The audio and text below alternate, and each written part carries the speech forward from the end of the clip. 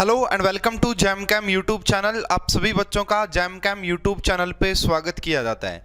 इस वीडियो में हम डिस्कस करेंगे previous year question of chemical equilibrium chapter के हम डिस्कस करने जा रहे हैं भाई, जिसमें आपका आईआईटी जैम के भी क्वेश्चन होंगे, गेट के भी क्वेश्चन होंगे एंड सीएसआर नेट के भी प्रीवियस ईयर क्वेश्चन रहेंगे। ठीक है, तो हमारी प्रीवियस ईयर क्वेश्चन की जो सीरीज चल रही है उसके बहुत सारे पार्ट्स ऑलरेडी अवेलेबल हैं।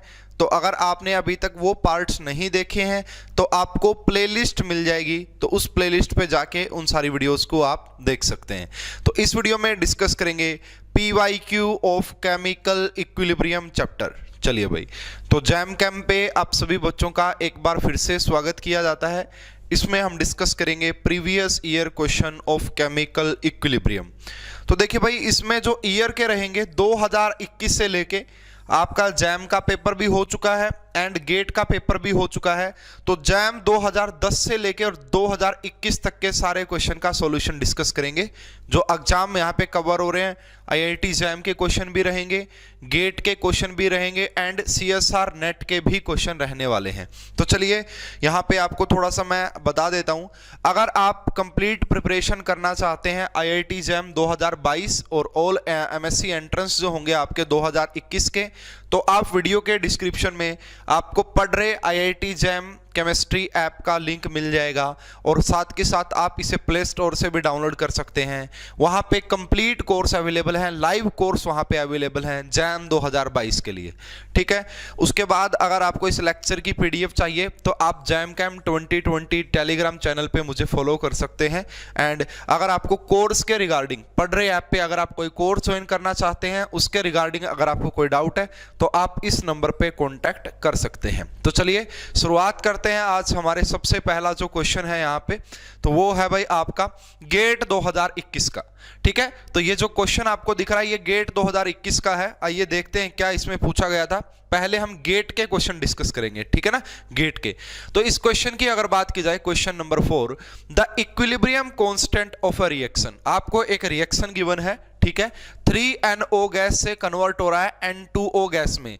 N2O गैस के बारे में आप सभी को पता होना चाहिए, इसे नाइट्रस ऑक्साइड बोला जाता है और यही हमारी लाफिंग गैस भी होती है। ठीक है, यही हमारी लाफिंग गैस होती है। तो यहाँ पे जो टेम्परेचर गिवन है वो 25 डिग्री सेल्सियस है। यहाँ पे डेल्टा जी नोट की वैल्यू भी आपको गिवन है, साथ के साथ आर की वैल्यू भी आपको गिवन है। लेकिन एक चीज का बड़ा ध्यान रखना भाई, यूनिट कन्वर्जन का। यहाँ पे जो डेल्टा जी नोट गिवन है उसकी यूनिट किलो जूल में है एंड यहाँ पे जो आर गिवन है उसकी यूनिट जूल पर मोल पर केल्विन में है। यहाँ पे टेम्परेचर भी डिग्री सेल्सियस में है। तो देखिए क्या फॉर्मूला अप्लाई होता है भाई, और ये आपको ऑलरेडी पढ़ाया भी जाता है ये वाला कंसेप्ट कि एट इक्विलिब्रियम, कि अगर आप बात करेंगे एट इक्विलिब्रियम, इक्विलिब्रियम पे क्या होता है, जो आपका डेल्टा जी जीरो होता है, वो जो डेल्टा जी है वो किसके इक्वल होता है, जीरो के इक्वल। तो वहां से हमारे पास जो फार्मूला आ जाता है वो क्या आता है कि जो डेल्टा जी नोट होता है वो इक्वल होता है -2.303 RT एंड लॉग यहाँ पे क्या हो जाता है भाई आपका के इक्विलिब्रियम हो जाता है। क्या हो जाता है, के इक्विलिब्रियम। अब डेल्टा जी नोट की वैल्यू आपको गिवन है, कितनी गिवन है जी, -104 गिवन है। तो -104 इंटू में करेंगे यहाँ पे ये, अब ये जूल में है भाई, अब ये किस में है, किलो जूल में है। तो इसको किलो जूल से जूल में कन्वर्ट कर लेते हैं। किलो जूल से जूल में कन्वर्ट करने के लिए 10³ से इसकी मल्टीप्लाई कर देते हैं ताकि ये जूल में कन्वर्ट हो जाए। उसके बाद यहां पे देखिए ये तो लगाई हुआ -2.303 आर की आप यहां पे क्या वैल्यू पुट करने वाले हैं। तो देखिए आर यहां पे आपका बेसिकली हो जाएगा यूनिवर्सल गैस कांस्टेंट।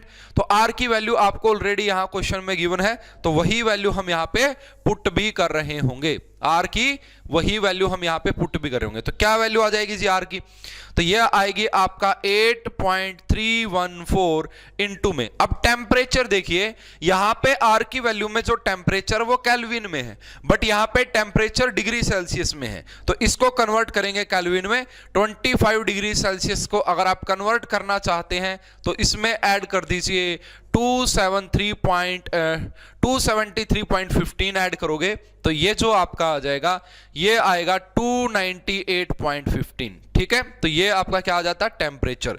तो इसकी वैल्यू भी यहां पे पुट कर देते हैं भाई।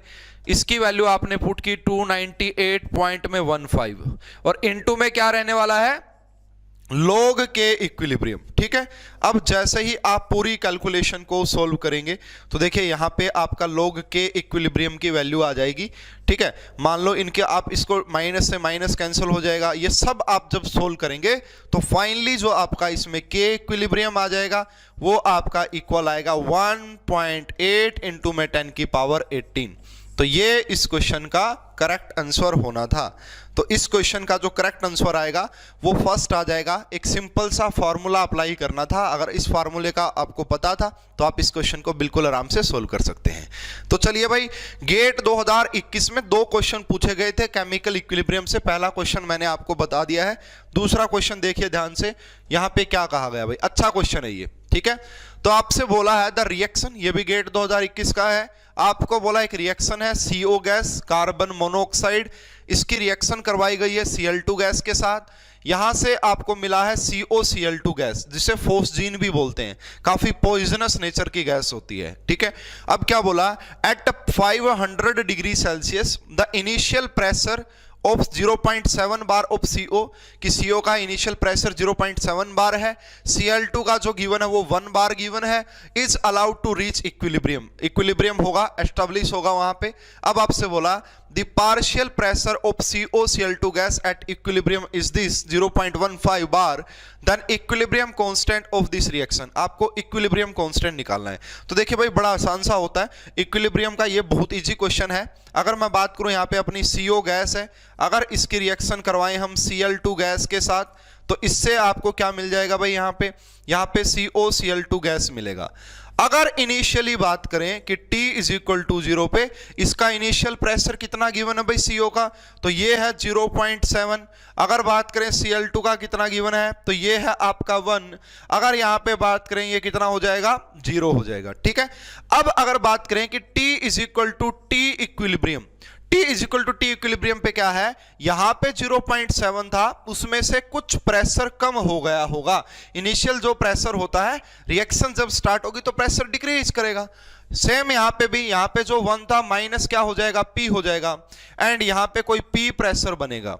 अब एग्जामिनर ने इसकी वैल्यू आपको दी है, ये जो P नजर आ रहा है ना, P का मतलब है कि ये आपका पार्शियल प्रेशर है of COCl2 gas at equilibrium. क्यों? क्योंकि यहां पे ये वो टाइम है जहां पे इक्विलिब्रियम एस्टेब्लिश हो चुका है। इसका मतलब जो आपको एग्जामिनर ने बोला था the partial pressure of COCl2 gas at equilibrium is 0.1 बार, 0.15 बार। इसका मतलब देखिए कि यहां पे इस P की वैल्यू आपको क्या गिवन है, 0.15 गिवन है, इसकी वैल्यू 0.15 गिवन है। अगर आपकी इसकी वैल्यू 0.15 हो गई, आगे देखिएगा भाई ध्यान से, तो इसका मतलब यह है कि इसकी वैल्यू कितनी हो जाएगी, 0.7 माइनस में 1 पॉइंट ये रहा, और इसकी बात करें तो ये कितनी हो जाएगी, 1 माइनस में 0.15।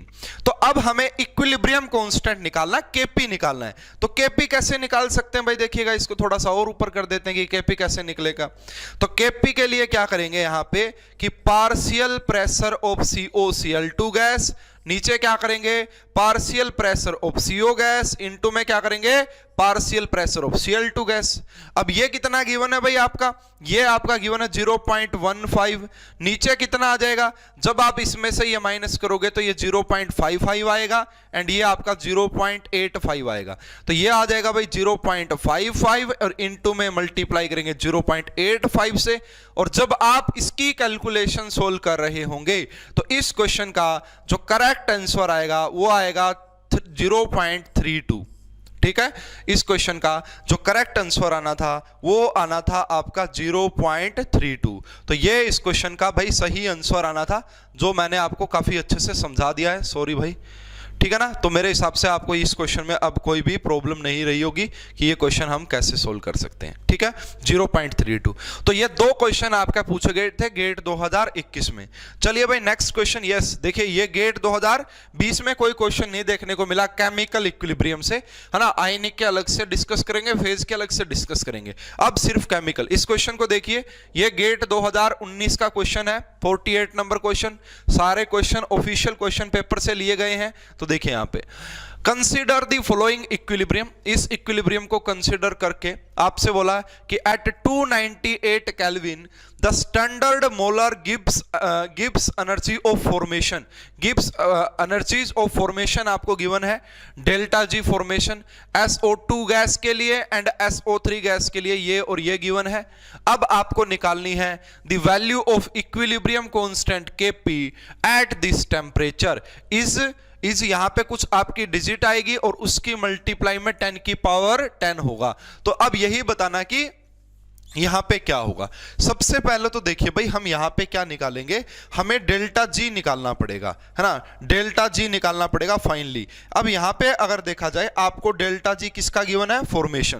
तो अगर बात की जाए, अगर आप डेल्टा जी रिएक्शन का चाहते हैं कि इस रिएक्शन का डेल्टा जी नोट क्या आएगा, तो वो किसके इक्वल होता है, डेल्टा जी नोट फॉर्मेशन किसका, प्रोडक्ट का लिखते हैं, यहां पे प्रोडक्ट का लिखते हैं, एंड माइनस में क्या लिखा जाता है, delta formation, enthalpy of formation Gibbs वाली ये आ जाएगी। ये किसकी, ये आपका रिएक्टेंट की आ जाएगी। ठीक है ना भाई। तो सबसे पहले ये निकालते हैं, प्रोडक्ट की कितनी गिवन है, प्रोडक्ट यहां पे कौन है, SO3 की जो वैल्यू गिवन आपको -71 गिवन है। ठीक है ना, -371 किलो जूल पर मोल गिवन है। ठीक है जी। उसके बाद माइनस, अगर यहां पे रिएक्टेंट की बात करें तो SO2 भी रिएक्टेंट एंड O2 भी रिएक्टेंट है। O2 की जो हम मान के चलते हैं डेल्टा जी फॉर्मेशन की वैल्यू, वो 0 मान के चलते हैं, उसको लिखने की जरूरत नहीं है, सिर्फ आप SO2 को लिख लीजिए। तो SO2 की आप लिखेंगे -300। जब इसको सोल्व करेंगे तो ये आ जाएगा आपका -71 किलो जूल पर मोल। कितना आ गया, -71 किलो जूल पर मोल। अब देखिए ये डेल्टा जी आ गया। अब हमें Kp निकालना, अपने पास एक आसान सा फॉर्मूला होता है जो कि गेट 2021 में क्वेश्चन पूछा था। ठीक है, अब ये आगे का क्वेश्चन वैसा ही बन गया जैसा कि गेट 2021 का था। आइए देखते हैं क्या कि अब आपको पता है कि डेल्टा जी वो किसके इक्वल हो जाता है, आपका -2.303। यहां पे R की कौन सी वैल्यू रखेंगे भाई ना, 8.314, और ये जूल में होती है, बात ध्यान में रखिएगा। इनटू में टेम्परेचर यहां पे केल्विन में ही गिवन है 298। यहां पे आपका आ जाएगा log K इक्विलिब्रियम, यहां पे क्या आ जाएगा आपका log K इक्विलिब्रियम आ जाएगा। उसके बाद देखो डेल्टा जी की वैल्यू कितनी है भाई, -70। अब ये जूल, ये किलो जूल में है भाई, ये बात जरूर ध्यान में रखें कि ये किलो जूल में है, लेकिन हमें ये जूल में निकालनी पड़ेगी। तो ये जूल हो गया जी। उसके बाद ये आपका इस प्रकार से आप इसकी कैलकुलेशन को सोल्व करेंगे, और कैलकुलेशन को सोल्व करने के बाद आपका इस क्वेश्चन का करेक्ट आंसर आ जाएगा। ठीक है, तो यहां पे देखो भाई माइनस से माइनस कैंसल आउट हो जाएगा, बाकी ये सब एक दूसरे से कैंसल आउट हो जाएंगे, और इसका जो आपका आंसर आता है वो 265 से लेके कुछ समथिंग आएगा। यानी कि यहां पे जो आएगी इसकी कैलकुलेशन सोल्व करना भाई सिंपली Kp की, और जो Kp की वैल्यू आएगी वो जो दिया गया था शायद 265 से समथिंग इसकी कुछ वैल्यू आएगी। आप एग्जैक्ट कैलकुलेट कर लीजिएगा, बाकी मैं आपको चेक करके बता देता हूं भाई। 265 से लेके और 295 तक इसकी वैल्यू आएगी। ठीक है ना, ये आपका है, इसको चेक कर लीजिए, ये आंसर आएगा। इसके बीच में कोई वैल्यू अगर आती है, ये ऑफिशियल आंसर किसे है आंसर, तो बिल्कुल सही आएगा। इस पैटर्न से चलिएगा, आपकी कैलकुलेशन वगैरह सही रखिएगा। ये इसके बीच में अगर आपका आंसर आता है तो बिल्कुल ठीक है ना। ये जो आंसर आएगा ना वो 10 की पावर 10 भी आएगा, लेकिन हमें एग्जामिनर ने सिर्फ इतना बोला था कि आपको यहाँ पे सिर्फ कितना निकालना है, आपको निकालना टेम्परेचर इस, देखो 10, यहाँ पे 10 की पावर 10 अलग कर दिया है, यहाँ पे सिर्फ आपको वैल्यू लिखनी है। तो वो वैल्यू जो लिखेंगे आप वो 265 से लेके 295 के बीच में अगर आपने लिखी है तो वो करेक्ट मान ली जाएगी। ठीक है, तो ये एक क्वेश्चन था भाई 19 का। यस, अब बात करते हैं गेट 2015 की। ये क्वेश्चन काफी अच्छा है भाई अपने आप में और बहुत आसान भी है। ठीक है, अब कई बच्चों को समझ में नहीं आता है। यहां पे क्या बोला, ये गेट 2015 का क्वेश्चन है। The expression for equilibrium constant for the enzyme catalysed reaction. यहां पे एक एंजाइम कैटालाइज्ड रिएक्शन का मैकेनिज्म गिवन है और आपसे बोला है कि बताओ इसके लिए फाइनल इक्विलिब्रियम कांस्टेंट क्या होगा। तो देखिए भाई बच्चों ध्यान से, सबसे पहले यहां पे देखो ये एक एंजाइम है आपका, ई बोले तो एंजाइम। एंजाइम क्या होता है, कैटालिस्ट ही होता है भाई। ठीक है ना, एक कैटालिस्ट ही है ये बेसिकली। बायोलॉजिकल कैटालिस्ट जो है वो अपनी बॉडी में एंजाइम बोल देते हैं। तो ये एक रिएक्शन करेगा किसके साथ, सबस्ट्रेट के साथ। ठीक है ना, सबस्ट्रेट के साथ। तो इसके लिए बोला है कि ये आपका एक रिवर्सिबल रिएक्शन है भाई। ऊपर बोला कि इसके लिए K1 है और ये इसके लिए क्या हो जाएगा, K2 हो जाएगा। इससे क्या बनेगा, इससे एक एक्टिवेटेड कॉम्प्लेक्स ES बनता है भाई। इससे एक एक्टिवेटेड कॉम्प्लेक्स ES बनता है। ये आपको रिएक्शन मैकेनिज्म में भी पढ़ाया जाता है। अब अगर बात करें कि ये जो आपका ES है, अब ये क्या होता है, ये ब्रेक हो जाता है। अब ये किस किस में ब्रेक हो जाएगा भाई, यहां पे अगर इसकी बात करें ये किस किस में ब्रेक होगा, तो ये एक K3 गिवन है और ये आपका K4 गिवन है। अब ये वापस से किस में ब्रेक होगा, एक प्रोडक्ट में, एंड आपका किस में ब्रेक हो जाएगा, एंजाइम वापस। तो एंजाइम क्या होता है, कैटालिस्ट ही तो होता है। देखो ये सबस्ट्रेट था, इसके साथ रिएक्ट किया, ES एक एक्टिवेटेड कॉम्प्लेक्स बनाया, ये एक्टिवेटेड कॉम्प्लेक्स ब्रेक होगा और आपका जो सबस्ट्रेट है वो P नाम के प्रोडक्ट में कन्वर्ट हो चुका होगा। जो एंजाइम आपने डाला था वो एंजाइम यहां से निकल भी चुका है। अब देखिए अगर यहां पे बात करें कि इसका इक्विलिब्रियम क्या हो जाएगा, है ना, फाइनल आपसे पूछा कि इक्विलिब्रियम कांस्टेंट क्या होगा इस रिएक्शन का। तो देखो आपको एक तो ये पढ़ाया जाता है, अगर हम बात करें यहां पे इसके लिए जो इक्विलिब्रियम कांस्टेंट क्या हो जाएगा भाई, अगर इस पूरी रिएक्शन के लिए बात करें तो K1/K2 हो जाएगा, है ना। अगर इसके लिए बात करें तो वो क्या हो जाएगा, आपका K3/K4 हो जाएगा। तो ये आपका इक्विलिब्रियम कांस्टेंट इसके लिए और इसके लिए। अब हमें फाइनली क्या चाहिए है, अगर मैं इन दोनों रिएक्शन को ऐड कर देता हूं, और ऐड करने भी पड़ेंगे क्योंकि ये एक्टिवेटेड कॉम्प्लेक्स होता है, ये इससे कैंसिल हो जाता है। तो आपको क्या मिलेगा, जब आपने एंजाइम की रिएक्शन सबस्ट्रेट के साथ करवाई तो प्रोडक्ट और एंजाइम मिलेगा।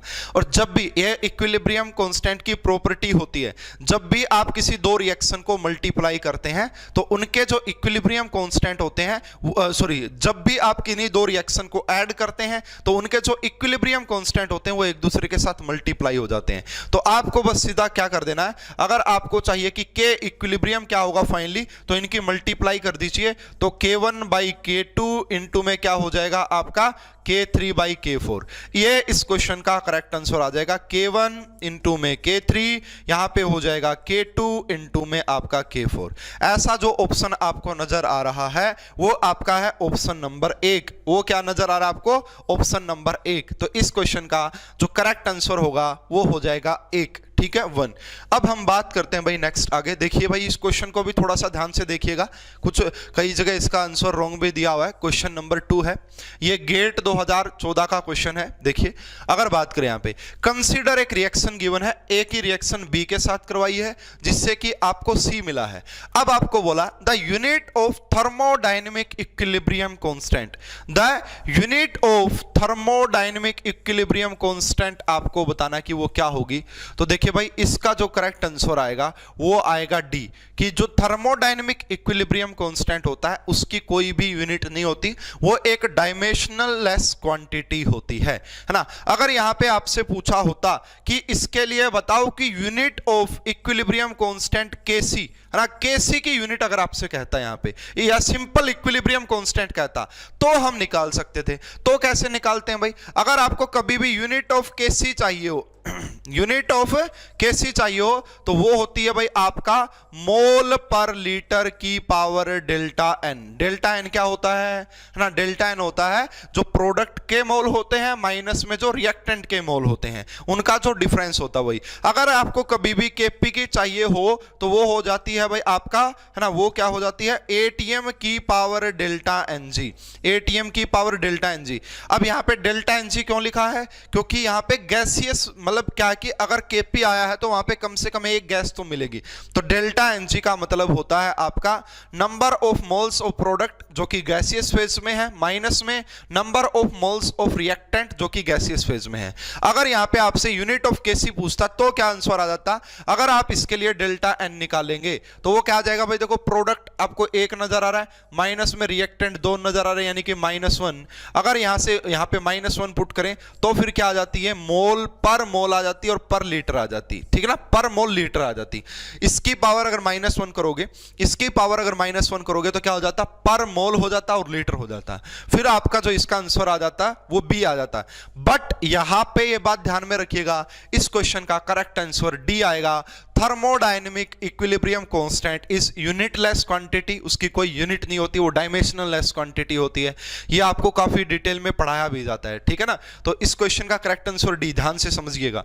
नेक्स्ट क्वेश्चन की बात करते हैं भाई। ये क्वेश्चन आपका गेट 2013 का क्वेश्चन है। तो ये थोड़ा सा वैसे भाई जनरल सा ही क्वेश्चन है, गैसियस स्टेट में भी आपको पढ़ाया जाता है। देखिए क्या कह रहा है ये क्वेश्चन भाई।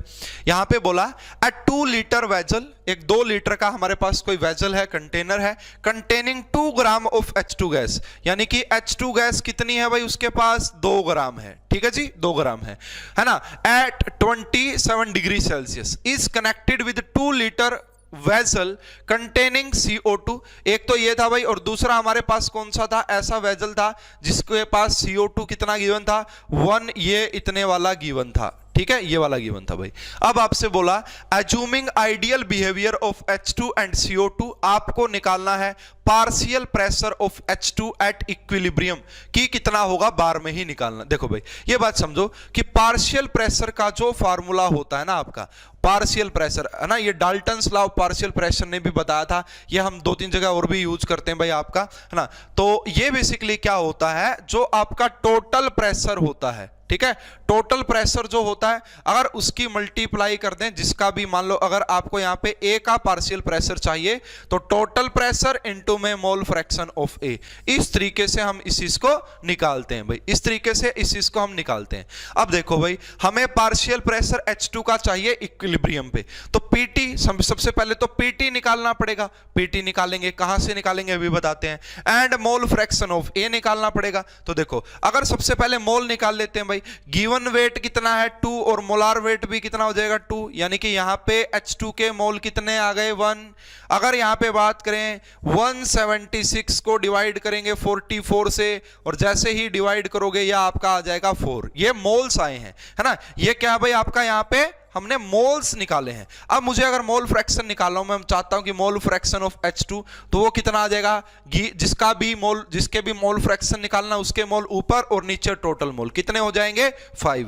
इसी प्रकार अगर मुझे चाहिए यहां पे मोल फ्रैक्शन ऑफ CO2, तो वो कितना हो जाएगा 4/5 हो जाएगा, ठीक है जी। अब हमारे पास मोल फ्रैक्शन आ चुके हैं H2 के, हमें सिर्फ PT चाहिए। PT कहां से निकालेंगे, हमारे पास इन्होंने बोला कि आइडियल गैस बिहेवियर, तो हमारे पास क्या होता है PV is equal to nRT, PV is equal to nRT। तो P का मतलब यहां पे टोटल प्रेशर है, ठीक है। तो देखो 2 लीटर इसकी हो जाएगी वॉल्यूम एंड 2 लीटर इसकी हो जाएगी, ठीक है। तो टोटल वॉल्यूम निकालनी पड़ेगी यहां पे, ये बात ध्यान रखना। टोटल 2 लीटर H2 था एंड 2 लीटर वेजल, है ना, 2 लीटर वेजल कंटेनिंग था। तो यहां पे देखो PT निकालना है, तो वॉल्यूम कितनी हो चुकी है 4, 2 + 2, टोटल मोल्स कितने हैं भाई 4, तो CO2 के हैं एंड टोटल ही लेना है यहाँ पे, ठीक है। इसको लिख लो, चाहे यहाँ पे भी PT, ये भी VT और ये भी, बाकी दोनों तो सेम ही रहते हैं, वो तो कोई ऐसी क्वांटिटी नहीं आएगी। तो टोटल मोल्स कितने हो जाएंगे 5 हो जाएंगे।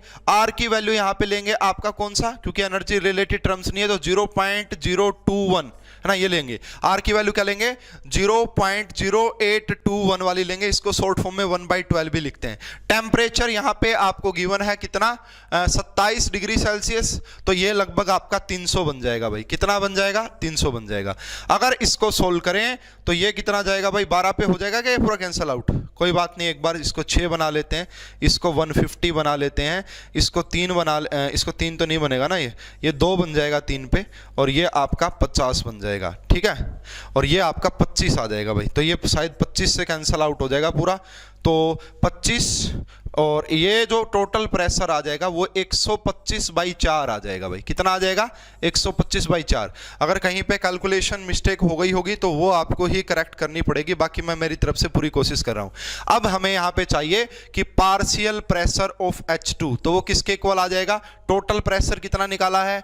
125 को डिवाइड किया है 4 से, है ना, ये हो गया। एंड मोल फ्रैक्शन कितना है? 1/5। इसको जब आप यहां से डिवाइड करेंगे तो ये कितना आ जाएगा? 25। और जब आप इसको डिवाइड करेंगे तो ये आ जाएगा 8 पे तो नहीं जाएगा, 6 पे जाएगा। ठीक है, तो ये आपका 6.25 के आसपास इसका करेक्ट आंसर आएगा। क्या आ जाएगा भाई करेक्ट आंसर? 6.25 इस क्वेश्चन का करेक्ट आंसर आएगा। देखो बड़ा आसान सा ही क्वेश्चन था, कोई इतनी बड़ी बात नहीं होती। हमें एक फार्मूला पता होता है कि जो पार्शियल प्रेशर होता है वो किसके इक्वल होता है? टोटल प्रेशर इनटू में मोल फ्रैक्शन के इक्वल होता है। ठीक है, अब हमें पीटी निकालना पड़ा, पीवी इक्वल टू एनआरटी से निकाला। मोल फ्रैक्शन ए का मोल्स गिवन थे, मोल फ्रैक्शन मतलब वेट गिवन था, मोल्स निकाले, मोल से मोल फ्रैक्शन निकाला, तो बिल्कुल आसानी से हम इस क्वेश्चन को निकाल पाएंगे। इसका जो करेक्ट आंसर है वो आएगा 6.25 bar is the correct answer. चलिए भाई नेक्स्ट क्वेश्चन की बात कर लेते हैं। यस, ली चैटलियर प्रिंसिपल से रिलेटेड ये क्वेश्चन है। ऐसे क्वेश्चन आपके एग्जाम में पूछे जा सकते हैं। तो देखिए क्या बोला गया है। अगर यहां पे बात की जाए, और भाई जो बच्चे भी मुझसे पढ़े हैं उनको तो काफी अच्छे से आना चाहिए ये क्वेश्चन, ठीक है, बाकी सारे ही आते होंगे। Consider the reaction 2C solid, यहां पे 2C सॉलिड O2 गैस की रिएक्शन करवाई तो 2CO गैस आपको मिला है। At equilibrium the equilibrium can be shifted towards the forward direction. Forward direction में हम कैसे शिफ्ट कर सकते हैं? तो देखो भाई मैंने क्या क्या मेथड आपको पढ़ाए थे। सबसे पहले मैंने आपको पढ़ाया था कि आप क्या चेंज कर सकते हैं, कंसंट्रेशन, या कंसंट्रेशन चेंज करेंगे तो भी आपका वो फॉरवर्ड या बैकवर्ड में जा सकता है। उसके बाद सेकंड जो केस काफी इंपॉर्टेंट, प्रेशर एंड अगर आप वॉल्यूम चेंज करते हैं उसके लिए भी मैंने आपको केस पढ़ाया था। अगर आपके पास delta n g equal to 0 है तो वहां पे प्रेशर और वॉल्यूम का कोई भी इफेक्ट नहीं होता है।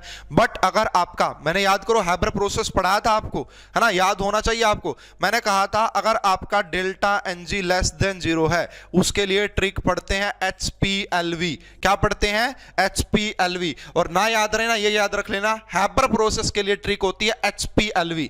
HPLV का मतलब होता है हाई प्रेशर रखते हैं एंड लो वॉल्यूम रखते हैं। अब ये कैसे, आज सब कुछ डिटेल कोर्स में पढ़ाया मैंने आपको। हाई प्रेशर रखते हैं और लो वॉल्यूम रखते हैं। अगर आपका डेल्टा एनजी होता है ग्रेटर देन 0 तो वहां पे रखते हैं HV, हाई वॉल्यूम रखेंगे, जस्ट इसका रिवर्स, एंड वहां पे रखा जाता है LP, है ना, लो प्रेशर रखा जाता है। इस क्वेश्चन में देखो सबसे पहले डेल्टा एनजी निकाल लेते हैं। इस क्वेश्चन में डेल्टा एनजी का मतलब होता है number of moles of product in gaseous phase. तो यहां पे 2 है और माइनस हम करेंगे number of moles of reactant in gaseous phase, सिर्फ 1। यहां पे सिर्फ 1 लेंगे क्योंकि O2 ही गैस है, सॉलिड है ये, तो सॉलिड का नहीं लेना यहां पे, तो इसलिए यहां पे करेंगे ये, यानी कि डेल्टा एनजी की वैल्यू यहां पे 1 आ रही है। अगर यहां पे डेल्टा एनजी की वैल्यू 1 है तो ट्रिक लगेगी ये वाली कि यहां पे हम वॉल्यूम को हाई रखेंगे एंड प्रेशर को लो रखेंगे। अब आओ देखते हैं, अगर फॉरवर्ड में चाहते हो तो सबसे पहला ऑप्शन देखिए, increasing the amount of carbon in the system. क्या यहां पे हम कार्बन के अमाउंट को इंक्रीज करें तो क्या ये फॉरवर्ड डायरेक्शन में जाएगी? देखो ऐसा हम नहीं कहेंगे भाई, यहां पे उसका और भी काफी रीजन है उसके, तो ऐसा नहीं ट्रू है, ये बिल्कुल ट्रू नहीं है। एक बार देखते हैं आगे, डिक्रीजिंग द वॉल्यूम, क्या यहां पे डिक्रीज करोगे वॉल्यूम को? पहले लिखा कि हाई वॉल्यूम होनी चाहिए, डेल्टा एनजी के केस में हाई वॉल्यूम होनी चाहिए, तो ये हम नहीं करने वाले हैं भाई, एक बार ये तो नहीं होगा। Decreasing the pressure of system, यहां पे बोला कि लो प्रेशर रखना है, जितना लो प्रेशर आप रखोगे ना उतनी रिएक्शन फॉरवर्ड डायरेक्शन में जाएगी, ये बिल्कुल ट्रू है। Increasing the temperature of system, देखिए टेंपरेचर की भी बात नहीं करेंगे। टेंपरेचर का जब देखते हैं, जब आपकी रिएक्शन, अगर आपकी रिएक्शन एंडोथर्मिक है तो टेंपरेचर बढ़ाने से वो फॉरवर्ड डायरेक्शन में जाएगी। अगर आपकी रिएक्शन एक्सोथर्मिक है, और ये तो भाई आपका कार्बन को अगर आप किसी भी फ्यूल को जलाते हो तो एंडोथर्मिक रिएक्शन होती है ना, सॉरी एक्सोथर्मिक रिएक्शन होती है, वहां तो हीट निकलती है, तो ऐसे में टेंपरेचर को इंक्रीज करना बिल्कुल भी सही नहीं होगा, इसको टेंपरेचर को इंक्रीज नहीं करेंगे। यस, इस क्वेश्चन का जो करेक्ट आंसर आप लगाएंगे वो लगाएंगे C is the correct answer, कि यहां पे प्रेशर को जितना डिक्रीज करोगे उतनी रिएक्शन आपकी फॉरवर्ड फॉरवर्ड डायरेक्शन में जाएगी। तो ये ली चार्टेलियर प्रिंसिपल का क्वेश्चन था।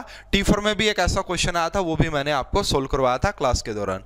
नेक्स्ट क्वेश्चन की बात करते हैं। यस देखिए भाई, बहुत ही आसान क्वेश्चन, गेट 2010 का। तो गेट 2000 मतलब गेट के सारे क्वेश्चन हो जाएंगे इसके बाद। तो यहां पे बोला गया है for the pair of reaction, एक रिएक्शन आपको गिवन है यहां पे। तो क्या गिवन है यहाँ पे भाई, N2 गैस की रिएक्शन करवाई गई है, आपका N2 गैस की रिएक्शन करवाई गई है 3H2 गैस के साथ, जिससे कि आपको गिवन है, ये थोड़ा सा धुंधला नजर आ रहा होगा भाई क्योंकि था ही ऐसा, ऑफिशियल पेपर में भी ऐसा ही है। तो ये आपको गिवन है, ठीक है। एंड अगर बात करें इसके लिए जो इक्विलिब्रियम कांस्टेंट गिवन है वो आपका Kp1 गिवन है। ऐसा क्वेश्चन आ सकता है भाई IIT जैम वगैरह या MSc एंट्रेंस में। उसके बाद हमने क्या किया, पहले तो इसी रिएक्शन में हमने क्या कर दिया, इसको 2 से डिवाइड कर दिया बस, है ना। इस पूरी रिएक्शन को हमने 2 से डिवाइड कर दिया, जो दूसरी रिएक्शन गिवन है। 2 से डिवाइड करने के बाद हमें यहां पे क्या दिखता है कि आपका बन गया NH3 गैस। क्या बन गया, NH3 गैस। और इसके लिए बोला कि Kp2 है। अब बताओ इनके बीच में क्या रिलेशन है। देखिए भाई, अगर आप किसी भी रिएक्शन को मल्टीप्लाई, 3 बातें होती हैं इक्विलिब्रियम कांस्टेंट की स्टोइकियोमेट्री से रिलेटेड, 3 बातें। अगर आप किसी भी रिएक्शन को रिवर्स कर देंगे तो उसका इक्विलिब्रियम कांस्टेंट 1/, में चला जाएगा, ठीक है। अगर आप किसी भी रिएक्शन को किसी नंबर से मल्टीप्लाई करेंगे तो वो जो इक्विलिब्रियम कांस्टेंट पहले वाला था उसकी पावर में चली जाएगी, है ना। जितने से भी अगर n से मल्टीप्लाई करोगे तो जो आपका मान लो इक्विलिब्रियम कांस्टेंट पहले k था तो उसकी पावर kn हो जाएगी। अगर आप किसी भी 2 रिएक्शन को ऐड कर देंगे, है ना, किसी भी 2 रिएक्शन को ऐड करेंगे तो उनके इक्विलिब्रियम कांस्टेंट आपस में मल्टीप्लाई हो जाएंगे। ये 3 बातें होती हैं। अब इसमें देखा जाए तो आपने क्या किया, अगर इसका क्या था Kp1 था तो आपने क्या कर दिया, जो इसको 1/2 से मल्टीप्लाई करी तो जो Kp2 हो जाएगा ना आपका, यहां पे अगर मैं यहां पे बताऊं आपको कि जो आपका Kp2 हो जाएगा वो किसके इक्वल हो जाएगा, तो जो आपका Kp2 है वो किसके इक्वल हो जाएगा, Kp1 की पावर 1/2 की पावर 1/2 हो जाएगा, क्योंकि आपने 1/2 से मल्टीप्लाई किया। जिससे भी मल्टीप्लाई करोगे वही आपका उसका जो पहले वाला इक्विलिब्रियम कांस्टेंट था उसकी पावर। अब देखो एग्जामिनर ने ऐसा कोई ऑप्शन दिया ही नहीं तो बच्चे कंफ्यूज हो जाते। इसको कैसे लिखेंगे, इसे लिखेंगे Kp2 का स्क्वायर लिख दूं मैं इस साइड लाके, बिल्कुल स्क्वायर लिख सकते हैं। एंड यहां पे हो गया आपका Kp1। एग्जामिनर ने क्या किया, ऐसा ऑप्शन डायरेक्ट नहीं दिया है, हाँ, लेकिन ये बिल्कुल करेक्ट है भाई, कभी सोचें ये बिल्कुल करेक्ट है। तो एग्जामिनर ने कुछ ऐसा ऑप्शन दिया है, आओ अभी मैं आपको दिखा भी देता हूं कि कैसा ऑप्शन दिया भाई इसमें, ठीक है। तो इस क्वेश्चन की अगर बात करें, हाँ यहां से आप देख सकते हैं, देखो भाई अब यहां पे सबसे पहले बोला है, ठीक है, यहां पे सबसे पहले बोला है कि Kp1 डबल होगा क्या Kp2 का, ना जी डबल तो नहीं होगा, है ना। क्या Kp1 इक्वल टू Kp2 की पावर 2, यस बिल्कुल। तो बी ऑप्शन इस क्वेश्चन का करेक्ट आंसर आ जाना था कि जो Kp1 होगा ना Kp2 की पावर 2 हो जाएगा। तो ये गेट के क्वेश्चन हो गए भाई, गेट के सारे क्वेश्चन हमने डिस्कस कर लिए हैं जो केमिकल इक्विलिब्रियम से रिलेटेड थे। ये question JAM, NET, GATE, MSc entrance सभी के लिए बड़े यूजफुल हैं और आपके कंसेप्ट भी क्लियर हो रहे होंगे। और वीडियो अच्छी लग रही है लाइक शेयर करना बनता है भाई, ठीक है, लाइक शेयर जबरदस्त होना चाहिए यहाँ पे। अब आगे बात करते हैं, अब कुछ नेट के क्वेश्चन, सारे तो नहीं लिए हैं, अभी जो रिसेंटली पूछे गए हैं वो मैंने जरूर यहाँ पे लिए हैं, ठीक है। तो देखिए भाई सबसे पहला जो क्वेश्चन आपको नजर आ रहा है, ये CSR नेट जो जून का पेपर जो नवंबर में हुआ था वहां पे ये 4 नंबर का क्वेश्चन पूछा था और बड़ा ही आसान है। और आजकल इक्विलिब्रियम खूब पूछा जा रहा है, नेट वाले बच्चे आजकल खूब पूछा जा रहा है और जैम वाले भी सीख सकते हैं यहां से। तो देखिए इस क्वेश्चन की अगर बात करें क्या है, the equilibrium constant of a chemical reaction decrease monotonically with the increase in temperature, ठीक है। तो ये जो बात है भाई, अब ये कह रहा है कि जब भी आप टेम्परेचर को इंक्रीज करोगे, टेम्परेचर को इंक्रीज करने से इक्विलिब्रियम कांस्टेंट आपका डिक्रीज करता है, ठीक है, ये बात की है। For this may be conclude that, ये क्या किस बात को कंक्लूड करता है, यहां पे लिखा है कि जो डेल्टा H 0 स्टैंडर्ड है वो 0 से कम होगा, डेल्टा G 0 से कम होगा, डेल्टा S 0 से कम होगा, या फिर डेल्टा U नोट 0 से कम होगा। तो इस क्वेश्चन का जो करेक्ट आंसर है भाई वो ए आएगा कि ये इस बात को, अगर आपका टेम्परेचर बढ़ाने से, है ना, अगर आपका टेम्परेचर बढ़ाने से इक्विलिब्रियम कांस्टेंट डिक्रीज हो रहा है। अभी अभी मैंने एक बात बताई, ली चार्टेलियर प्रिंसिपल ने हमें क्या कहा था, अगर आपकी रिएक्शन कैसी है, अगर आपकी रिएक्शन एक्सोथर्मिक है, हीट निकल रही है, तो वहां पे टेम्परेचर को कम रखिएगा, ठीक है, वहां पे टेम्परेचर को कम रखिएगा। और एक बात ये देखिएगा, एक्जोथर्मिक है, मतलब एक्जोथर्मिक का मतलब क्या हो जाएगा, इसको मैं दोबारा से देखो लिख के समझा देता हूं थोड़ा सा। एक्जोथर्मिक है अगर आपका, तो एक्जो के लिए, एक मिनट भाई थोड़ा सा, एक्जो के लिए अगर बात करें तो जो डेल्टा एच होता है वो आपका कैसा होता है, डेल्टा एच कैसा होगा, एक्जो में हीट निकलती है यानी कि वो लेस देन जीरो होगा। अगर वो लेस देन जीरो है तो इसका मतलब देखिए यहां पे कोई ना कोई के इक्विलिब्रियम रहा होगा। अब अगर एक्जो के केस में आप टेम्परेचर बढ़ाएंगे ना, तो टेम्परेचर बढ़ाने से आपका के इक्विलिब्रियम डिक्रीज हो जाएगा। क्यों हो जाएगा, अरे पहले ही वहां पे हीट निकल रही है, आप हीट बढ़ाने जा रहे हो तो वो रिएक्शन बैकवर्ड डायरेक्शन में शिफ्ट होगी। अगर वो बैकवर्ड डायरेक्शन में शिफ्ट होगी तो के इक्विलिब्रियम आपका डिक्रीज कर जाएगा, के इक्विलिब्रियम आपका डिक्रीज कर जाएगा। तो ये बात यहां से आप कंक्लूजन निकाल सकते हैं कि, और अगर यहां पे ऐसा होता भाई एंडो होती, एंडो में क्या होता, अगर एंडो की बात करें वहां पे delta H greater than zero होता है, ठीक है, वहां पे हीट चाहिए होती है। उस केस में अगर आप टेम्परेचर बढ़ाते ना, उस केस में टेम्परेचर अगर बढ़ाते तो आपका के इक्विलिब्रियम भी इंक्रीज करता, वहां पे इक्विलिब्रियम कांस्टेंट आपका इंक्रीज करता। क्यों करता, क्योंकि वो रिएक्शन फॉरवर्ड डायरेक्शन में जाती। समझ में आ रही है ना बात। तो इस क्वेश्चन का जो करेक्ट आंसर है वो आपका फर्स्ट आना था कि यहां पे देखिए the equilibrium constant of a reaction decrease monotonically increase in the temperature. Temperature बढ़ाने से अगर इक्विलिब्रियम कांस्टेंट डिक्रीज कर रहा है, इसका मतलब है कि वो रिएक्शन एक्सोथर्मिक है, और एक्सोथर्मिक का मतलब है कि उसका जो डेल्टा एच होता है वो नेगेटिव होता है, लेस देन जीरो होता है। तो ये देखो कितना आसान सा क्वेश्चन, नेट का क्वेश्चन 4 नंबर। उसके बाद देखिए भाई नेक्स्ट क्वेश्चन, यस ये क्वेश्चन भी आपका जून वाले पेपर में ही पूछा था, 2 शिफ्ट में हुआ था तो दोनों में ही क्वेश्चन आए थे 4-4 नंबर के। तो इसको भी देखते हैं क्या, हैबर प्रोसेस की रिएक्शन गिवन है यहाँ पे, देखिए ये रहा, for the reaction N2 gas, यहाँ पे N2 गैस है, इसकी रिएक्शन 3H2 गैस के साथ करवाई है, और यहां से आपका 2NH3 हैबर प्रोसेस है। The thermodynamic quantity which depends upon the pressure at which equilibrium is arrived at is, ठीक है। तो यहां पे आपसे बोला है कि ऐसी कौन सी थर्मोडायनेमिक क्वांटिटी है जो डिपेंड करेगी ऑन द प्रेशर, प्रेशर पे, प्रेशर जिस पे डिपेंड करेगा, ऐसा भी बोल सकते हो, डिपेंड्स अपॉन द प्रेशर। अब देखिए भाई अगर इसकी बात की जाए इस पर्टिकुलर रिएक्शन की, है ना, इक्विलिब्रियम इज यहां पे delta G, delta H, KP, देखो केपी जो होता है ना आपका इक्विलिब्रियम कांस्टेंट, वो किस पे डिपेंड करता है, इक्विलिब्रियम कांस्टेंट जो होता है वो आपका डिपेंड करता है या तो टेम्परेचर पे या स्टोइकियोमेट्री ऑफ द रिएक्शन पे। ऐसा यहां पे हमने कुछ नहीं किया, तो इक्विलिब्रियम कांस्टेंट जो है आपका वो प्रेशर पे डिपेंड नहीं करता है, केपी प्रेशर पे डिपेंड नहीं करेगा, वो एक कांस्टेंट होता है उसकी वैल्यू। तो ये नहीं होगा, अगर ये नहीं होगा तो ये भी नहीं होगा और ये भी नहीं होगा। लेकिन इस क्वेश्चन का जो करेक्ट आंसर वो फोर्थ आएगा, रेशियो ऑफ मोल फ्रैक्शन। जो मोल फ्रैक्शन का रेशियो होता है उसके ऊपर प्रेशर बिल्कुल डिपेंड करता है। क्यों, क्योंकि आपको पढ़ाया जाता है कि जो पार्शियल प्रेशर होता है ना आपका, पार्शियल प्रेशर वो किसके इक्वल होता है, टोटल प्रेशर इनटू में आपका मोल फ्रैक्शन, है ना। अगर आपको ए का पार्शियल प्रेशर चाहिए तो यहां पे टोटल प्रेशर इनटू में मोल फ्रैक्शन। अब इसका मतलब है कि यहां पे यही तो बोला जाता है thermodynamic quantity which depends upon the pressure at equilibrium. Equilibrium जब अराइव्ड होगा तो ये जो पार्शियल प्रेशर है ना, यही तो अराइव्ड पार्शियल प्रेशर होगा वहां पे उनका, तो वो किस पे डिपेंड, देखो वो पीटी टोटल प्रेशर तो आपको गिवन ही होगा, यहाँ पे प्रेशर तो पूछा ही है कि किस पे डिपेंड, पार्शियल प्रेशर, तो वो सिर्फ और सिर्फ आपका मोल फ्रैक्शन पे डिपेंड करता है भाई, ये बात ध्यान में रखिएगा। तो यहाँ पे ये अब बेसिकली आपका जो दिखाया गया है कि रेशियो ऑफ मोल फ्रैक्शन पे वो डिपेंड करता है, इसका ये करेक्ट आंसर आना था।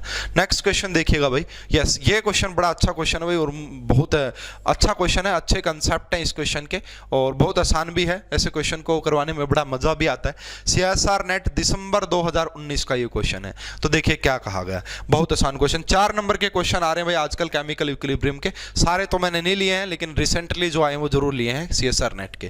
Consider a gas phase reaction, 2A gas की रिएक्शन 3B गैस के साथ करवाई, 2C गैस मिला at a given temperature when 2 मोल, जब आपने A के 2 मोल लिए हैं और 2 मोल ही B के लिए हैं, तो आपने 8 मोल 0.8 मोल C के फॉर्म्ड हुए हैं इक्विलिब्रियम पे, टोटल प्रेशर इतना गिवन है, आपको केपी निकालना है, आपको क्या निकालना है, केपी। अब मैं इस क्वेश्चन को कर देता हूं छोटा, आपने बिल्कुल पढ़ लिया होगा। अब देखिएगा भाई, अब यहां पे सबसे पहले कभी भी इक्विलिब्रियम का क्वेश्चन हो रिएक्शन लिखो फटाफट से। तो रिएक्शन क्या लिखेंगे, ब्लैक है इसको मैं व्हाइट कर लेता हूं भाई। तो रिएक्शन क्या लिखेंगे, आपको बोला है कि यहां पे 2A गैस है, 2A गैस प्लस में क्या करेंगे, इसकी रिएक्शन करवाएंगे 3B गैस के साथ, एंड यहां से आपको क्या मिलेगा, 2C गैस मिलेगा भाई। क्या मिलेगा, यहां से 2C गैस मिल जाएगा, ठीक है। तो देखिए इसके इनिशियली कितने मोल गिवन है भाई, 2, ठीक है ना। देखो बोला है when 2 moles of A gas are reacted with 2 moles of B, इसके भी कितने हैं 2 एंड 0.8 सी के बने हैं इक्विलिब्रियम पे। ये तो t इज इक्वल टू 0 की बात हो रही है ना। तो यहां पे कितना है, ये 2 था, ये 2 था, ये 0 था इनिशियली। अब इन्होंने क्या कहा कि t is equal to T equilibrium की, यहां पे क्या था 2 है तो 2 माइनस 2x, यहां पे डिसोसिएट हो गए होंगे, यहां पे 2 है इसलिए यहां पे क्या लिखोगे 2 माइनस 3x, क्या लिखेंगे यहां पे 2 माइनस 3x। यहां पे देखो अगर स्टार्टिंग में 2 थे तो 2x मोल डिसोसिएट हो चुके हैं, ठीक है। एंड यहां पे कितने बनेंगे, यहां पे बनेंगे 2x। अब इसी की वैल्यू आपको क्वेश्चन में गिवन है, बोला है कि 0.8 mole of C gas are formed at equilibrium, यानी कि ये जो 2.2x है ना, इसकी वैल्यू किसके इक्वल है 0.8 के इक्वल है। इसका मतलब यहां से जो x की वैल्यू आ जाएगी वो आ जाएगी 0.4, x की वैल्यू कितनी आ जाएगी 0.4। अब देखो ये वैल्यू पुट कर दो यहां पे, तो यहां पे करेंगे 2 इंटू में जब आप इसकी मल्टीप्लाई करेंगे 0.4 की तो ये 0.8 आ जाएगा। सेम यहां से भी हम लिख सकते हैं कि ये इंटू में इसकी मल्टीप्लाई करोगे तो ये, ठीक है। ये कितना हो गया भाई आपका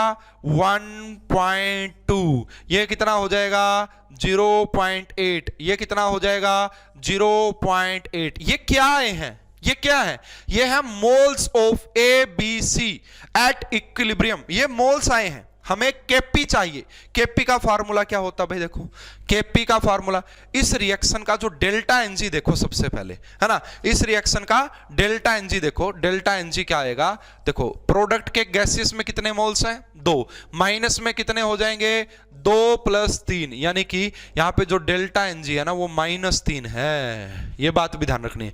तो केपी का जो अपना फार्मूला हो जाएगा वो क्या हो जाएगा भाई, यहां पे लिखेंगे सबसे ऊपर पार्शियल प्रेशर ऑफ C2 की पावर 2, नीचे क्या लिखेंगे पार्शियल प्रेशर ऑफ ए की पावर 2, नीचे क्या लिखेंगे पार्शियल प्रेशर ऑफ बी की पावर 3। क्या बस इतना नहीं, इसके अलावा भी हमें बहुत कुछ लिखना पड़ेगा। अब ऊपर हमें लिखना पड़ेगा P की पावर 3 एंड नीचे लिखना पड़ेगा total moles, total moles at equilibrium. अब ये क्यों करते हैं, ये पढ़ाया जाता है आपको काफी डिटेल में, क्यों, क्योंकि भाई जो ये होता है ना ये पार्शियल प्रेशर होता है, ठीक है, पार्शियल, या तो आप डायरेक्ट पार्शियल प्रेशर ही निकाल लेते हैं भाई यहां से, है ना, आप डायरेक्ट पार्शियल प्रेशर निकाल लोगे फिर तो ये लिखने की जरूरत नहीं है, ठीक है, फिर तो ये लिखने की जरूरत नहीं होती भाई, है ना। तो अगर आप यहां पे बात करें तो इसको लिखने की जरूरत नहीं है, अब निकाल लेते हैं, ठीक है, हम निकाल लेते हैं भाई पार्शियल प्रेशर। अब पार्शियल प्रेशर कैसे निकलता है, सबसे पहले ये आपको गिवन है क्या मोल्स, सबसे पहले मोल फ्रैक्शन निकालो, तो टोटल मोल्स देख लो भाई कितने हैं। जब आप देखोगे 1.2 की मल्टीप्लाई 0.8 से की और ये, तो ये हो जाएगा आपका 2.8, ठीक है। तो मोल फ्रैक्शन निकालते हैं पहले, ये हमारा क्या निकलेगा मोल फ्रैक्शन निकलेगा भाई अभी तो एक बार। तो ये देखो अगर मोल फ्रैक्शन निकालें तो इसको डिवाइड करते हैं 2.8 से, ठीक है, 0.8 को भी डिवाइड करते हैं 2.8 से, है ना, क्योंकि गिवन मोल्स, और इसको भी डिवाइड करते हैं 2.8 से। ये क्या आ गया मोल फ्रैक्शन।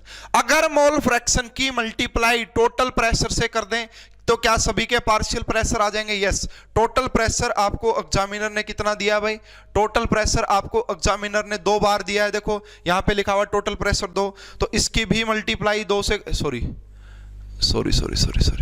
ठीक है कोई बात नहीं, इसकी भी मल्टीप्लाई कर दो 2 से, इसकी भी मल्टीप्लाई कर दो 2 से, एंड इसकी भी मल्टीप्लाई कर दो 2 से। तो ये क्या आ गए पार्शियल प्रेशर आ गए, किसके, ये पार्शियल प्रेशर ऑफ ए, ये पार्शियल प्रेशर ऑफ बी, ये पार्शियल प्रेशर ऑफ सी। अब जस्ट फॉर्मूले में पुट कर दो, है ना, फॉर्मूले में पुट कर दो भाई। अब जस्ट आपके पास इसमें अगर फॉर्मूले में पुट करेंगे तो देखो भाई यहां से नेक्स्ट पेज पे कर देना, तो इसकी एक बार कैलकुलेशन, और इसको हम लिख सकते हैं 1.4, ये वाला लिख सकते हैं ना, पॉइंट से पॉइंट कैंसिल कर देते हैं, ठीक है, इसे लिख देते हैं भाई हम 4 और इसे लिख देते हैं 7, तो ये आ जाएगा 4/7। अगर ये 4/7 आया है तो ये भी आपका 4/7 ही आएगा, है ना, ये भी 4/7 ही आएगा, एंड ये दोनों हो गए। उसके बाद देखो इसको इससे हम डिवाइड कर दें तो 1.4, ये पॉइंट से पॉइंट कैंसिल, है ना, तो ये 6 पे जाएगा, ये 7, ठीक है, तो ये आ गया भाई। अब हम क्या करते हैं ऊपर करेंगे, चलो भाई ऊपर करेंगे हम 4/7 का स्क्वायर, ठीक है भाई, नीचे यहां पे करेंगे 6/7 का स्क्वायर एंड यहां पे क्या करेंगे 4/7 का क्यूब, इससे ये कैंसिल हो जाएगा, ठीक है भाई। एंड ये देखो ऊपर कितना जाएगा 49 इंटू में 7 जाएगा एंड नीचे कितना बचेगा 36 इंटू में 4 बचेगा, ये बचेगा भाई। इसको सोल्व कर लेना है, इसको सोल्व करने से आपका इस क्वेश्चन का करेक्ट आंसर आ जाएगा। अभी कैलकुलेशन कर ही लेते हैं भाई, ठीक है। तो ये 3 हो गया भाई और 6 28 है ना, 28 और ये जाएगा आपका 34 है ना, 343 आ जाएगा। क्यूब भी होता है 7 का, ये 343 हो गया भाई और ये शायद 144 हो जाएगा, ये 144। जब आप इसको देखेंगे तो ये 2 पॉइंट समथिंग आएगा, 2 पॉइंट समथिंग का मतलब ये आपका 2.4 इस क्वेश्चन का करेक्ट आंसर आएगा। 2.4 इस क्वेश्चन का करेक्ट आंसर आएगा, जो कि आपका ऑप्शन नंबर सी दिया गया था, जो कि आपका ऑप्शन नंबर सी दिया गया था। तो ये देखो भाई कितना आसान क्वेश्चन था। सीएसआर आसान तो नहीं कहेंगे, कंसेप्ट बड़े अच्छे हैं। हालांकि ऐसे क्वेश्चन भाई मैंने बहुत सारे करवाए हैं स्टूडेंट्स को, बहुत सारे, ठीक है। तो ये भाई सीएसआर नेट का 4 नंबर का एक क्वेश्चन था। अब आगे डिस्कस कर लेते हैं भाई, नेक्स्ट आगे डिस्कस कर लेते हैं हमारा भाई। देखिए अब आ गए हैं हमारे जैम के क्वेश्चन। गेट के मैंने करवा दिए हैं, सीएसआर नेट के जो रिसेंटली आए वो करवाए, सारे नहीं करवाए हैं। ऐसे करवाए हैं जो जैम पॉइंट ऑफ व्यू से, MSc entrance point of view से, गेट पॉइंट ऑफ व्यू से इंपॉर्टेंट हो सकते हैं, वो करवाए हैं, ठीक है। अब स्टार्ट करते हैं जी हमारा जैम की। देखो जैम में 21 से लेके 16 तक कोई क्वेश्चन नहीं आया केमिकल इक्विलिब्रियम का। आयनिक के आए हैं, केमिकल का नहीं आया। 15 में आया और भी जो 2-3 ईयर के और आए हुए हैं, तो सारे वो भी करवा देता हूं। तो सबसे पहले ये जैम 2015 का क्वेश्चन है। क्या बोला गया है, फॉर द रिएक्शन, एक रिएक्शन गिवन है 2SO2 प्लस में हाफ O2 की रिएक्शन करवाई गई है। इसका केपी दे दिया कि इतना है जी हमारे पास, टेम्परेचर दे दिया। अब बोला कि partial pressure of SO2, O2, SO3 ये गिवन है। अब आपको निकालना respectively the Gibbs free energy of this reaction. इस रिएक्शन की जो गिब्स फ्री एनर्जी है उसकी भी वैल्यू आपको दे दी, वो कितनी है, इतनी है। अब आपको क्या करना है फिर बेसिकली यहाँ पे भाई, ठीक है।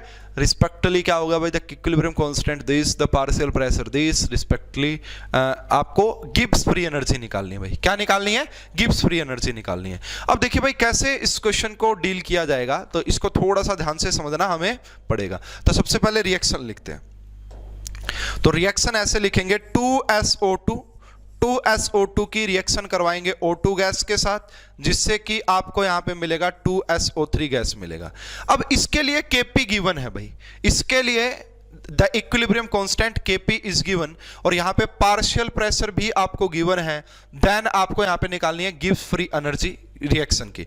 अब हमें एक बात पता होती है भाई, सबसे पहले क्या हम यहाँ पे डेल्टा जी जो होगी स्टैंडर्ड वाली, वो क्या होती है 2.303 RT एंड यहाँ पे क्या होता है log Kp होता है ना भाई, अरे log Kp होता है, यस। अब देखो अब हम क्या कर लेते हैं, R की वैल्यू, T की वैल्यू हमें गिवन है, Kp की वैल्यू हमें गिवन है, तो क्या सबसे पहले डेल्टा जी नोट निकालेंगे, यस निकालो भाई डेल्टा जी नोट, ठीक है। तो ये हो जाएगा आपका कुछ इस प्रकार से। यहाँ पे R की वैल्यू आपको लेनी है, बोला है कि इतनी लेना, 8.314। टेम्परेचर आपको केल्विन में लेना है, 207 में ऐड कर दो 273, ठीक है। 207 में 273 ऐड करोगे तो ये आ जाएगा आपका 480, ठीक है। तो 480 इंटू में लॉग एंड Kp की वैल्यू क्या गिवन है भाई आपका 5, तो Kp की वैल्यू कितनी गिवन है 5 गिवन है। इसको सोल्व करेंगे, यहां से डेल्टा जी नोट निकालेंगे। अब डेल्टा जी नोट किसके इक्वल आ जाएगा भाई, देखिए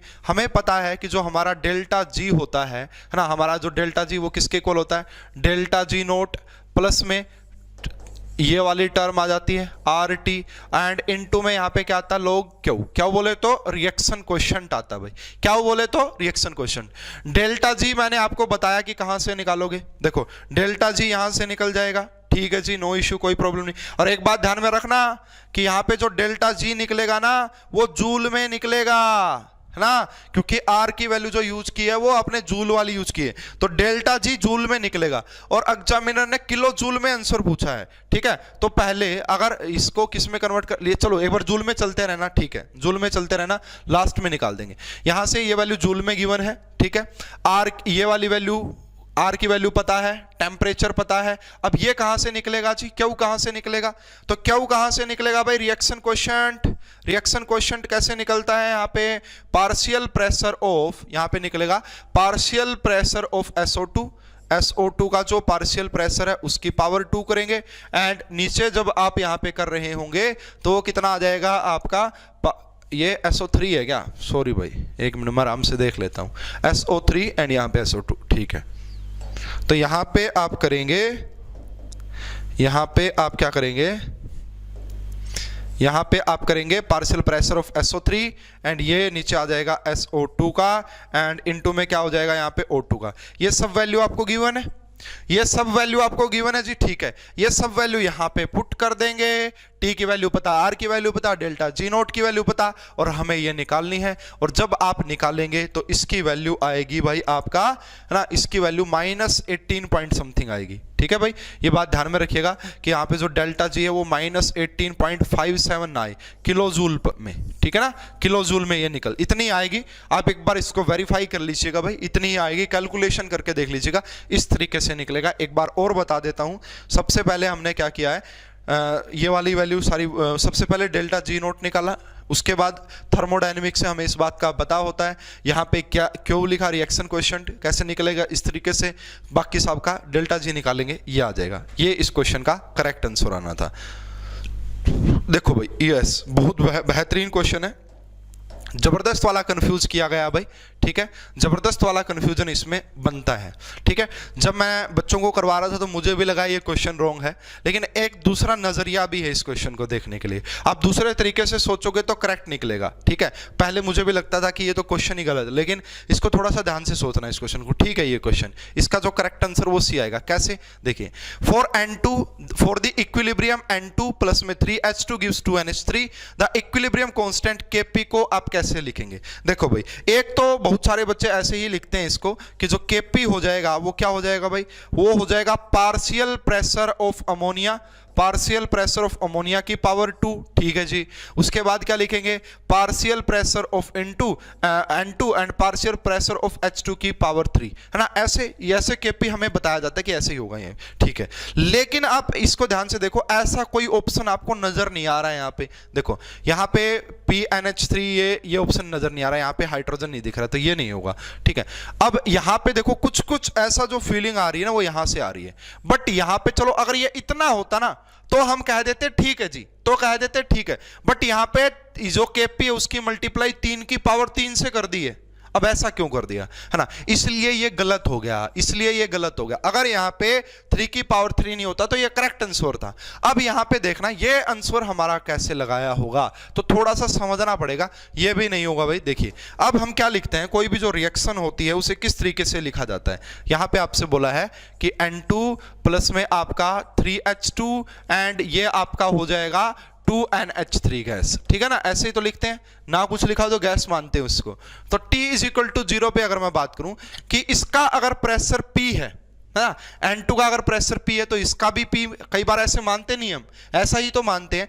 यानी कि क्या बात, ये बात यहां से कह सकते हैं कि जो P का जो प्रेशर है, ठीक है, जो आपका पार्शियल प्रेशर ऑफ N2 है वो आपका 3 उसका देखो, हाँ, वो आपका क्या हो जाएगा, जो इसका प्रेशर है उसका 3 गुना है, ठीक है, जो H2 का प्रेशर है उसका 3 गुना है। यह बात हम लिख सकते हैं, ठीक है। कई बार हम ऐसा यूज करते हैं कि इसका प्रेशर अगर P है तो इसका प्रेशर 3P हो गया, है ना, ऐसा लिख देते हैं। तो ऐसा ही लिखा जा सकता है भाई, ठीक है, कि जो पार्शियल प्रेशर ऑफ N2 है उसको हम 3 जो लिख सकते हैं इस प्रकार से, ठीक है। या फिर यहां से अगर आप बात करोगे कि जो पार्शियल प्रेशर ऑफ H2 हो जाएगा, यानी कि ये बेसिकली लिखना आपको। अब किस तरीके से लिखोगे, अपने तरीके से लिख दो।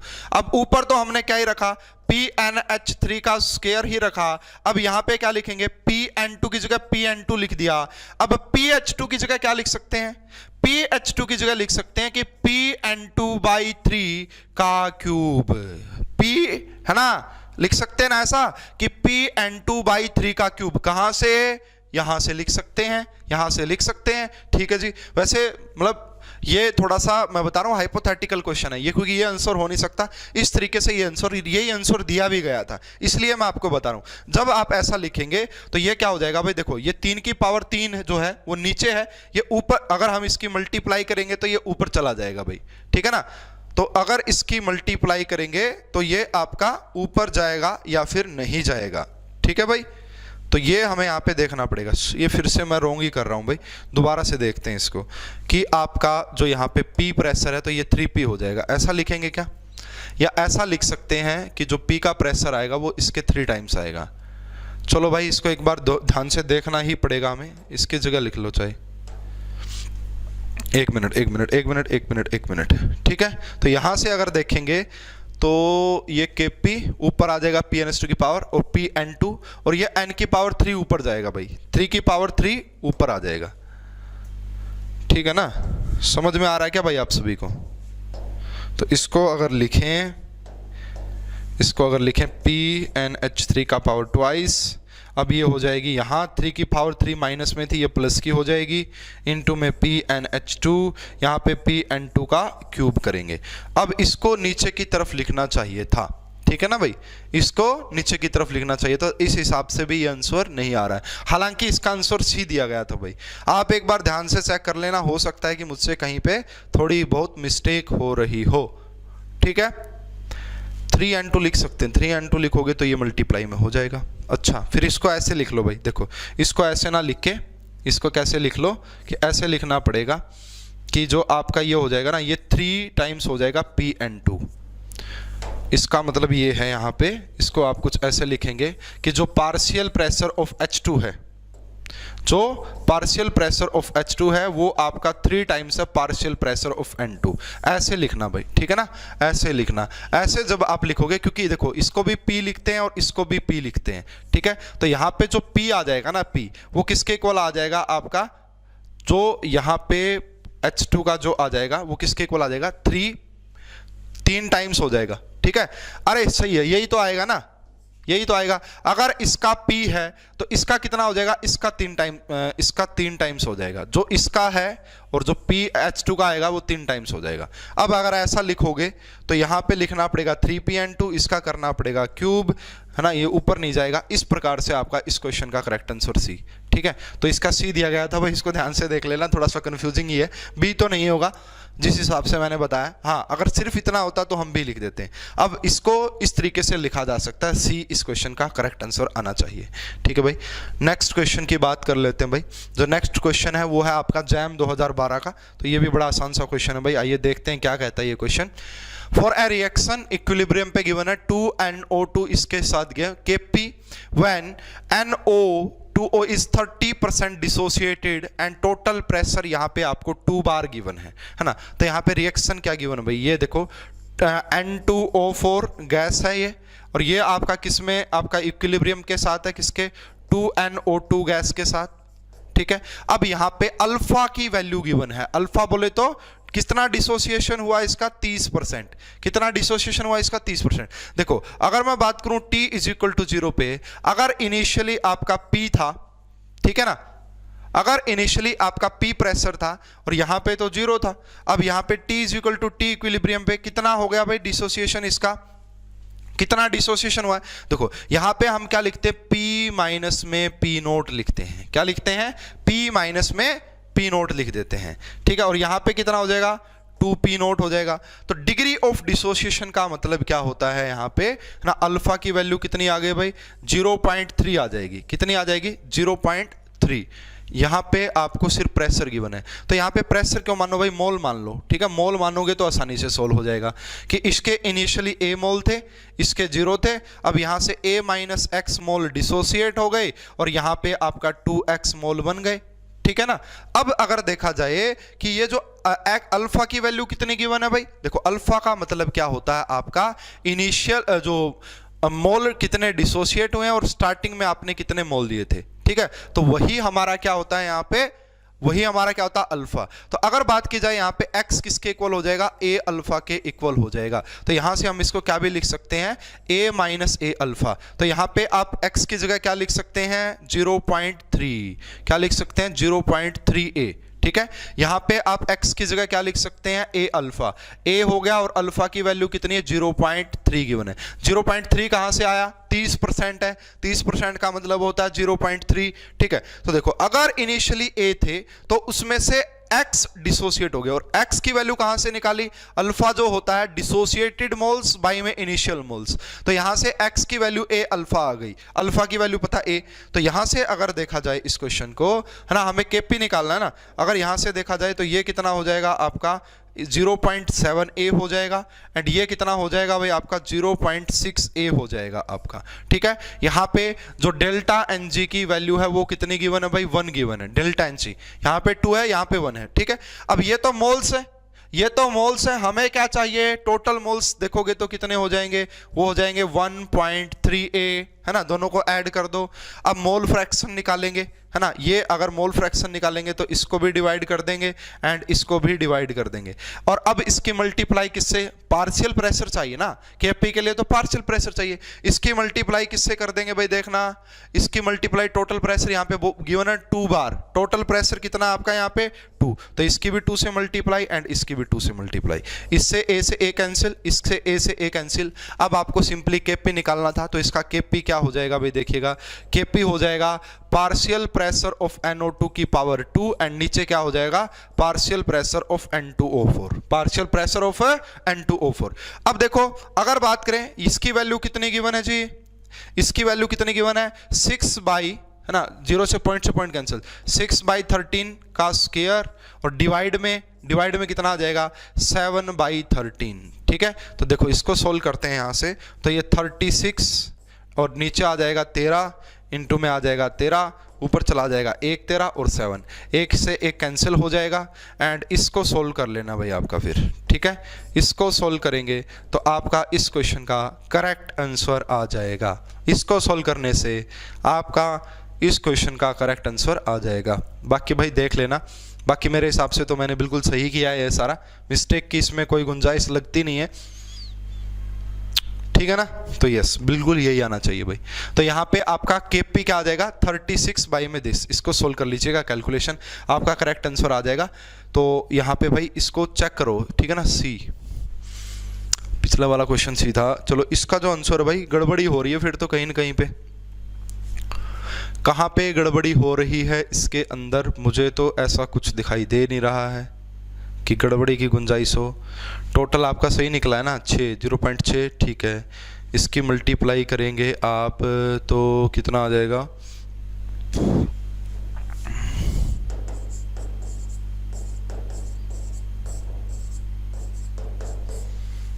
ठीक तो आ रहा है भाई,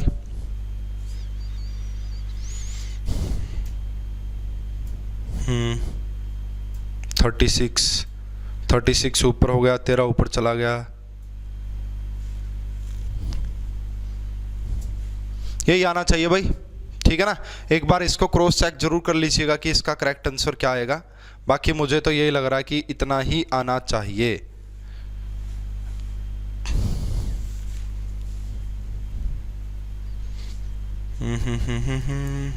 ठीक है भाई, चलो नेक्स्ट क्वेश्चन देखते हैं, एक बार नेक्स्ट क्वेश्चन देख लेते हैं।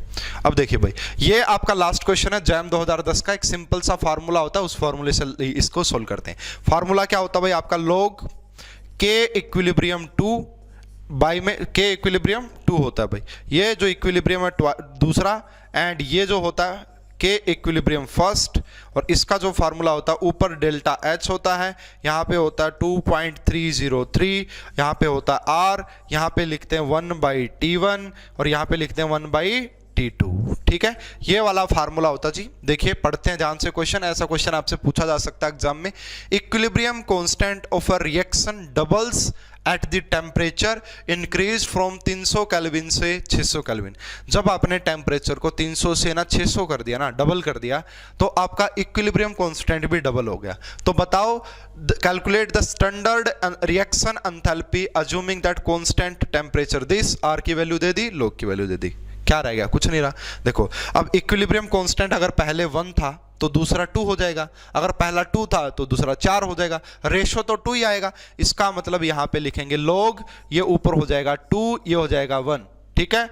अब डेल्टा H हमें निकालना है, एंड R की ये वाली वैल्यू हमें गिवन है। यहाँ पे R क्या है भाई, R यहाँ पे जूल में है 8.3, इंटू में टेम्परेचर क्या लेंगे, पहले कितना था 300, अब कितना हो गया 600, ठीक है। इसको कर लेंगे सोल्व, ये सिंपल सी कैलकुलेशन आ गई। log 2 की वैल्यू एग्जामिनर ने बता भी रखी कि कितनी होती है, 0.7 होती है भाई, तो ये 0.7, ये डेल्टा H, ठीक है। ये यहाँ से आएगा ये, है ना। अब ये देखो भाई, इसको जब सोल्व करेंगे तो नीचे 600 आ जाएगा, यहाँ पे 2 माइनस में 1 करेंगे, ठीक है, यानी कि 1/600। अब यहाँ पे जो एंथैल्पी आएगी ना भाई, ये एंथैल्पी ये जूल में आएगी। क्यों? क्योंकि यहाँ पे आर की जो वैल्यू ली है वो जूल में ली है। अब ये जरूर देख लेना है हमें फाइनल, है ना, ये जरूर हमें देख लेना कि आंसर हमसे किलो जूल पर मोल में पूछा है, तो जो भी वैल्यू आएगी उसकी मल्टीप्लाई कर देंगे 1000 से। तो ये थे केमिकल इक्विलिब्रियम चैप्टर के previous year question. NET, GATE और जैम तीनों के मैंने करवा दिए। जैम 2021 से लेके 2010 तक, सेम गेट एंड नेट के मैंने कुछ रिसेंटली ही करवाए हैं। तो ये वीडियो भाई मैंने काफ़ी मेहनत से बनाई है। आप सारे बच्चे इस वीडियो को लाइक करेंगे, इस वीडियो को शेयर करेंगे और पूरी प्रीवियस ईयर क्वेश्चंस की सीरीज देखेंगे। किसी को मुझसे कंप्लीट पढ़ना, पूरे चैप्टर्स पढ़ने हैं, तो वो आ जाए सारे बच्चे पढ़ रहे IIT जैम ऐप पे, ठीक है। वीडियो के डिस्क्रिप्शन में लिंक एंड सब कुछ मिल जाएगा। एंड कमेंट जरूर करना कि वीडियो कैसी लगी है, किसी क्वेश्चन में कोई ऑब्जेक्शन है तो वो भी जरूर बताएंगे। अभी के लिए इतना ही, आप सभी का बहुत बहुत धन्यवाद। Thank you.